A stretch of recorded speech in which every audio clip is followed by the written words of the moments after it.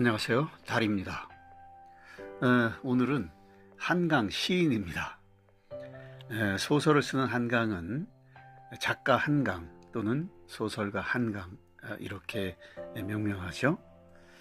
시를 쓰는 한강, 작가 한강은 빼고요, 그냥 시인 한강입니다. 시인도 작가인데요, 시를 쓰는 사람을 작가라고 소개하는 경우는 별로 없습니다. 시인이, 그리고 시가 문학하는 사람들 중에서, 또 문학의 장르들 중에서 어떤 위상을 갖는지 작가 한강은 빼더라도요, 시인 한강으로만으로 충분한 이 명명, 어펠레이션이라고 하는데요, 이 명명이 암시합니다. 그렇다고 해서 시가 소설을 비롯한 다른 문학들과 넘을 수 없는 경계나 장벽, 넘사벽이라고 하죠. 그런 장벽을 세우고 있는 건 아니에요. 일찍이 니체는 시를 직면하고 있어야 좋은 산문을 쓴다고 했어요. 좋은 소설을 쓰고 또 좋은 시도 쓰는 한강 시인 또는 한강 소설가에 대한 말 아닌가요? 니체는 20세기가 시작되는 1900년에 별 너머의 먼지로 사라졌습니다만은, 문헌학자였던 그 사람은 저승의 도서관에서 틀림없이 한강을 읽었을 테고요, 옆에서 눈동냥을 하고 있던 문학 귀신들에게 이렇게 큰 소리 쳤을 겁니다. 거봐, 내 말이 맞지? 네. 노벨 문학상 그 위원회는 한강의 스타일을 시적 문체라고 했습니다. 너무도 당연한 얘기죠. 우리는 소설가 한강도 만나야지만요, 시인 한강도 빼놓지 않고 만나야 됩니다. 그래야 한강의 문학에 더 가깝게 다가갈 수가 있습니다. 자, 시를 읽기 전에 좀 다른 말을 좀 해보겠습니다. 제 달과 함께 유튜브에서요, 시를 얘기하는 건 아주 드문 일입니다. 그래서 몇 말씀만 앞세우겠습니다. 요즘 시가 어렵다, 어렵다는 말들이 많습니다. 맞습니다. 어려워요. 저도 문예지의 어떤 시들을 보면 정말 금방 눈에 들어오지 않는 그런 시들이 꽤 많은데요. 그래서 시가 어려운 상황이기 때문에 그 시 읽기에 좋은 방법이랄까, 태도랄까, 그런 걸 묻게 됩니다. 뭘까요? 저는 달과 함께는 은유나 함축이 아니라 이 질문에 직설로 말하고 싶습니다. 시 읽기에 가장 좋은 태도는 내 마음대로 읽는 것입니다. 내 마음대로 읽기입니다. 시가 어렵다면, 그렇다면 더더욱 시를 내 마음대로 읽어야 됩니다. 내 마음대로 읽기에 앞서 어떤 비평의 말에도 귀를 기울이지 말자. 네. 윤동주 시인께서 시가 쉽게 쓰여지는 걸 부끄러워했죠. 세상이 어려운데 시를 쉽게 쓴다. 그래서 윤동주 시인의 시에 시가 난해하다, 이런 딱지를 붙이는 사람은 별로 없죠. 근데 어쩌다가 다 그런 건 아니지만 시가 어려운 시대가 되었습니다. 그렇다면 이 상황을 역전시킬 필요가 있습니다. 시가 어렵다? 시가 어렵다? 이 말을 바꾸면 이렇게 되나요? 시에는 정답이 없다. 그렇기 때문에 그 어느 누구도 시의 정답을 갖고 있지는 않다. 시의 정답을 갖고 있는 사람은 없다. 시를 가장 잘 아는 사람이라는 표현도 성립 불가다. 또 그렇다면 이렇게 될 수 있습니다. 나도 시를 잘 모르는 사람 중에 한 사람이다. 내가 시를 잘 모르는 데서 시 앞에서 특별히 못난 사람이 되는 건 아니다. 네, 시는 저마다 이해하면 그만이다. 네, 여기까지 이해하셨으면 잘했습니다. 잘 됐습니다. 이걸로 충분하죠? 시를 내 맘대로 읽을 준비가 아주 잘 된 것 같습니다. 한강 시인 언제 만나나요? 바로 만나겠습니다. 오늘 내 맘대로 읽어볼 시인 한강의 시는 딱 두 편입니다. 아니, 한 편입니다. 두 편을 다 읽고 싶은데 한 편씩 컨텐츠를 끊어서 읽어보겠습니다. 이 마크 로스코와 나라는 시가 있는데요. 마크 로스코와 나, 그리고 또 마크 로스코와 나 이게 두 편에 관한 한강의 시 마크 로스코와 나가 있습니다. 그 중에 그 첫 편을 한번 읽어보겠습니다. 먼저 전문을 한번 읽어보겠습니다. 시의 전문입니다. 마크 로스코와 나, 2월의 죽음. 미리 밝혀둘 것도 없이 마크 로스코와 나는 아무 관계가 없다. 그는 1903년 9월 25일에 태어나 1970년 2월 25일에 죽었고, 나는 1970년 11월 27일에 태어나 아직 살아있다. 그의 죽음과 내 출생 사이에 그어진 9개월여의 시간을 다만 가끔 생각한다. 작업실에 딸린 부엌에서 그가 양쪽 손목을 칼로 긋던 새벽의 며칠 안팎에 내 부모는 몸을 섞었고 얼마지 않아 한 점 생명이 따뜻한 자궁에 맺혔을 것이다. 늦겨울 뉴욕의 묘지에서 그의 몸이 아직 썩지 않았을 때, 신기한 일이 아니라 쓸쓸한 일. 나는 아직 심장도 뛰지 않는 점 하나로 언어를 모르고 빛도 모르고 눈물도 모르며 연붉은 자궁 속에 맺혀 있었을 것이다. 죽음과 생명 사이 벌어진 틈 같은 2월이 버텨 마침내 아물어갈 무렵, 반도가 더 차가운 흙 속 그의 손이 아직 썩지 않았을 때. 네, 시의 전문을 한번 읽어봤습니다. 자, 지금부터 이 시를 내 마음대로 한번 읽어봅니다. 자, 미리 밝혀둘 것도 없이 마크 로스코와 나는 아무 관계가 없다고 시인은 시작합니다. 미리 밝혀둘 것도 없이? 네, 미리 밝혀둘 것도 없이는 미리 밝혀두겠는데 이렇게 써도 됩니다. 미리 밝혀두겠는데를 반어한 표현입니다. 그러니까 이렇게도 바꿔 쓸 수 있죠. 미리 밝혀두겠는데 마크 로스코와 나는 아무 관계가 없다. 자, 왜 미리 밝혀두겠는데로 써도 되는데 미리 밝혀둘 것도 없이라고 썼을까요?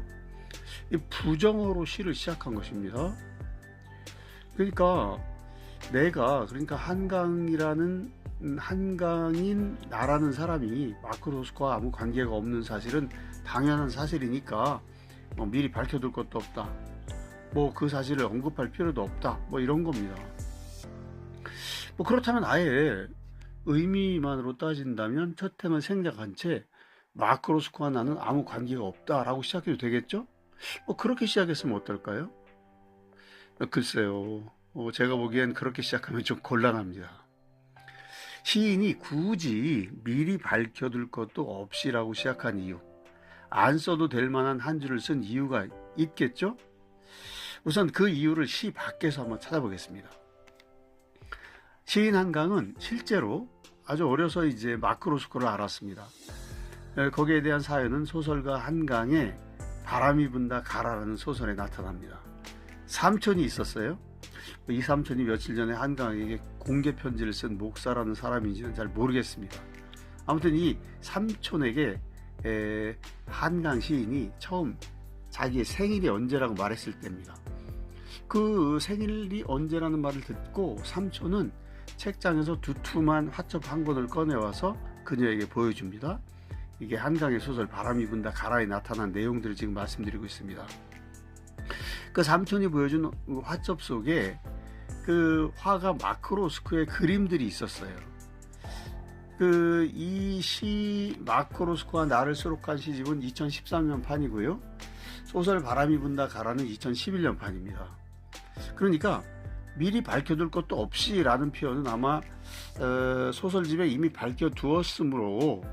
두었으니까 두 번 다시 그 일에 대해서 이야기할 필요가 없다. 이런 작가의 의중이 실려있는 표현이 아닌가 짐작을 해봅니다. 소설을 읽을 때 한번 환기해 보시기 바랍니다. 그런데요, 사실 이거보다는 이런 시 밖의 사연보다는 이 시 안에서 여기에 관련된 의미를 찾는 것이 더 중요할 것 같습니다. 첫 행은 미리 밝혀둘 것도 없이인데요. 두 번째 행이 마크로스코와 나는 아무 관계가 없다 이렇게 되어 있어요. 근데 이 두 행이 상호작용을 하면서 발생시키는 효과를, 시적 효과를 주목하고 싶다는 거예요. 결론적으로 이 두 행은 시인 한강과 마크로스코가 아무 관계가 없다는 점을 강조하고 있죠. 그런데 제가 볼 때는 이 아무 관계가 없다고 자꾸 이렇게 확실하게 쓰는 이 단정하는 거, 이 단언하는 것은 이 자체가 아이러니라고 생각됩니다. 언어가 겉으로 이렇게 의도하고 했던 어떤 이런 의미보다는 이 반대되는, 상반되는 내포를 품었다는 것이에요. 일종의 상황적 아이러니입니다. 즉, 이 두 행은 둘 사이가 아무 관계가 없다고 말하고 있지만 이게 시적 거짓말이라는 거예요. 실은 둘 사이가 아주 긴밀한 관계라는 것입니다. 그냥 보통 관계가 아닙니다. 시적 의미인데요. 시적으로 이 시는 이 화가 시인 자신과 화가 마크로스코의 삶이 죽음을 초월해서, 아니 초월이란 말은 정확하지 않아요. 이 삶과 죽음을 연결해서 죽은 존재와 막 태어나는 존재가 연결된 세계에 있다고 말하는 그런 시라는 겁니다. 혹자 이렇게 말할 수 있어요? 아니 어떻게 그렇게 자신할 수 있습니까? 네? 내 마음대로 읽는다고 해서 처음부터 시인의 말을 그렇게 홀라당 뒤집어 버리면 시를 읽는 독자로서 바른 태도가 아니잖아요. 이렇게 말씀하시는 분이 있을지도 모르겠습니다. 그렇지만 하여튼 계속 제 마음대로 읽어보겠습니다. 내 마음대로 읽어보겠습니다. 이제 딱 천년에 두 행을 읽었습니다. 마크로스코와 나라는 시는 앞으로도 총 이 시가 하나, 둘, 셋, 넷, 다섯, 여섯, 7년인데요. 앞으로도 6년과 33행이 더 남았어요. 지금 딱 1년 2행만 읽었는데, 그런데 첫 년에 2행 그리고 7년 33행, 둘 차이가 아주 크지만 이 첫 년에 2행이 이 상황적 아이러니인데요. 이 상황적 아이러니를 잘 읽으면, 내 마음대로 잘 읽으면 나머지 그 다른 연과 행의 시적 의미를 대략 이해할 수 있다고 봅니다. 그렇죠. 재산 말씀드리지만 이 시의 제목, 이 시는 마크로스코와 내가 아주 긴밀히 연결되어 있다고 말하는 시입니다. 그래서 일부러 미리 밝혀두겠다 이렇게 쓰지 않고 미리 밝혀둘 것도 없이라고 하는 부정언, 아이러니적 형식을 갖추어서 이 아이러니를 강조하는 것입니다. 두 번째 연을 볼까요? 마크로스코는 1903년 9월 25일에 태어나서 1970년 2월 25일에 죽었고, 그러니까 시인은 1970년 11월 27일에 태어나서 아직 살아있다고 썼어요. 앞에서 요즘 시가 어렵다고 했는데 이 시는 어렵지 않습니다. 이 시는 그냥 사실들의 나열입니다. 그리고 그 다음에도 그의 죽음과 내 출생 사이에 그어진 9개월여의 시간을 다만 가끔 생각한다, 이렇게 썼습니다. 행을 갈라놓았지만 산문처럼 읽혀지죠. 두 사람이 태어나서 죽은 날들을 살펴보니까 정말 두 사람 사이에 정말 아무 관계가 없습니다. 자, 아직까지는 이 시가 시처럼 읽혀지지가 않아요. 근데 갑자기 좀 이상한 생각이 들어요. 뭔가 있을 것 같은데 왜 산문처럼 평이한 진술을 하지? 호라? 오히려 이런 평이한 진술이 좀 시적인 어려움을 불러올지도 모른다는 그런 어떤 느낌이 있습니다. 이상한 예감이 있어요. 좀 더 살펴보죠. 3년입니다. 이제 3년이 아주 중요한 연인데요. 내용으로만 살펴보겠습니다. 아까 원문을 읽었으니까요. 마크로스코가 손목을 칼로 긋던 날에 며칠 안팎에 시인의 부모가 몸을 섞어서 한 점 생명이 맺혔다 이겁니다. 그러니까 자기가 태어난 생일은 11월 27일인데 역산해 보니까 마크로스코가 죽은 2월 25일쯤에 부모님이 몸을 섞었을 것이다 이렇게 생각됩니다. 근데 그때는 그 화가의 몸, 땅속에 묻힌 화가의 몸이 아직 썩지 않았을 때라는 거죠. 그러니까 화가의 죽음, 그리고 자궁 속에 맺힌 시인의 한 점 생명, 그때입니다. 그때. 그러니까 이 3년의 마지막 행의 마지막 음절은 어떤 썩지 않았을 때라고 끝나는데요. 그 죽을 때, 썩지 않았을 때, 죽음의 때는 곧 새로운 생명이 맺힌 생명의 때입니다. 그러니까 한 사람이 죽었을 때 한 생명이 맺혔어요. 장소로 따지면 대한민국 어느 곳과 뉴욕입니다. 그리고 또 자궁과 묘지인데요. 이 자궁과 묘지, 대한민국과 뉴욕이 한때, 한 시점에서 만납니다. 그러니까 이거는 뭐 어떤 사람은 여기다 초월이다 뭐다 이렇게 얘기하고 싶겠지만, 저는 초월이 아니라 두 세계를 그냥 이어버린 겁니다. 죽음과 그 생명을 이어버렸어요. 자, 시는 3년까지 왔는데, 그러니까 시가 출발한 지 얼마 되지 않았는데, 제가 볼 땐 여기가 터닝 포인트예요. 시의 반환점이라는 거예요. 나머지 다른 연들은 지금까지 한 얘기들을 부연하고 다른 식으로 표현하고 있다고 좀 보여지는데요. 이 3년은 그러니까 곧장 제1년을 향해서 이게 딱 그 의미론적으로 충돌하고 있는 그러한 연입니다. 그러니까 이 3년은 1년에서 쓴 마크 로스코와 내가 아무 관계가 없다는 진술을 전복시키고 있어요. 이 3년에 와서 마크 로스코는 나랑 관계가 아주 많아졌죠. 긴밀한 관계가 되어버렸습니다. 이어졌습니다.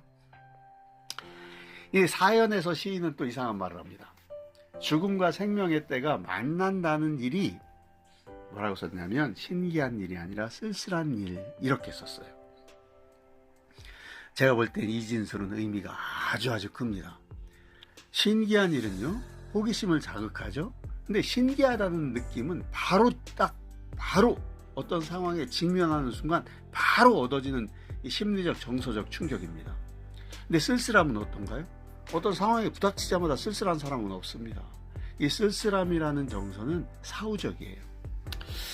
그냥 뭐 좀 무리해서 좀 연관짓는 건지는 모르겠지만, 신기함이 봄 같은 정서라면 이 쓸쓸함은 어떤 것들이 다 끝난 늦겨울의 정서입니다.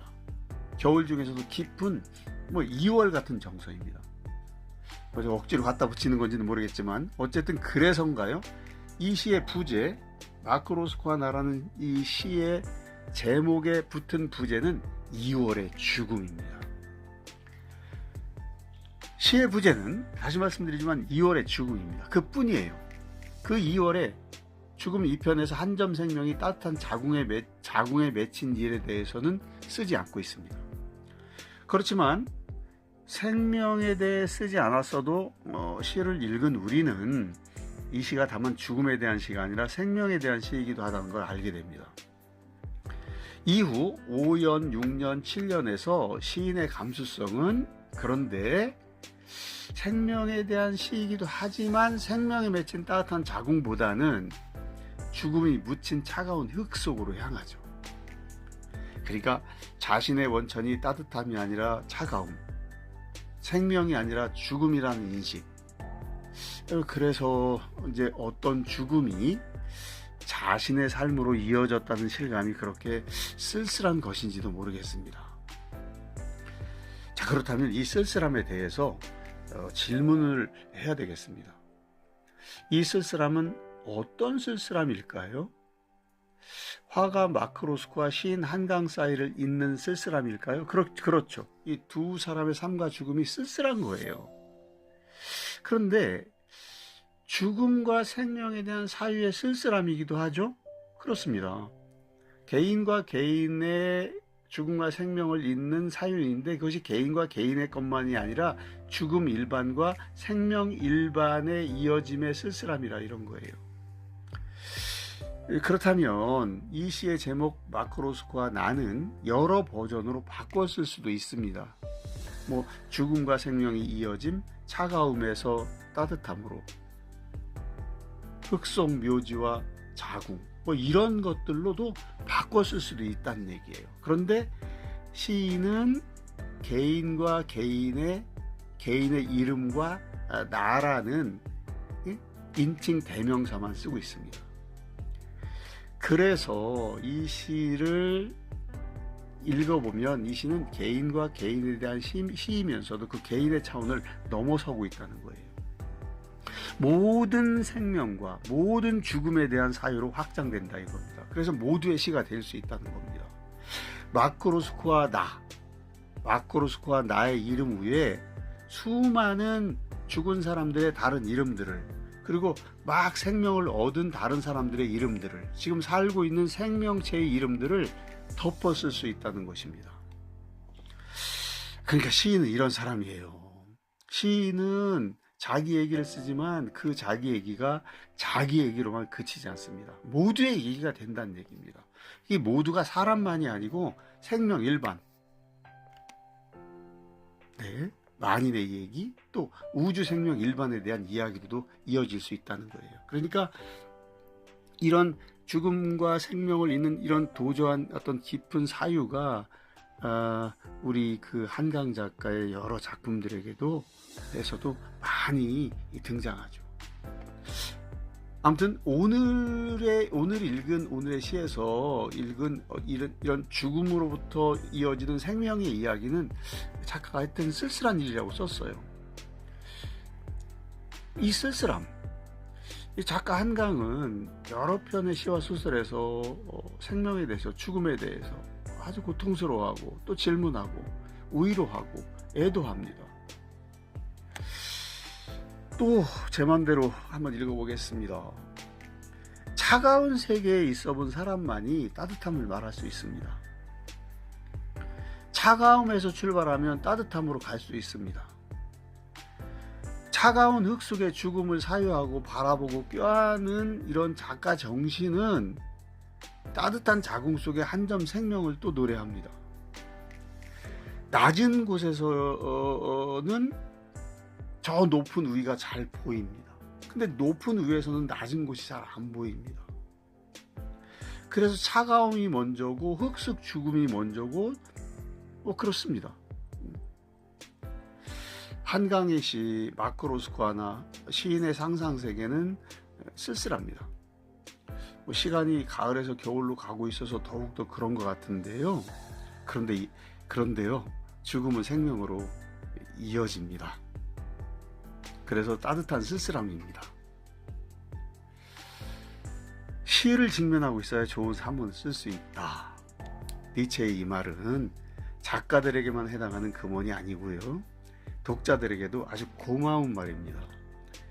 시를 내 맘대로 잘 읽어야 좋은 산문도 내 맘대로 잘 읽을 수 있다. 네. 한강 읽기, 오늘은 한강의 시 마크로스코와 나를 함께 했습니다. 달과 함께 한강의 시를 읽었습니다.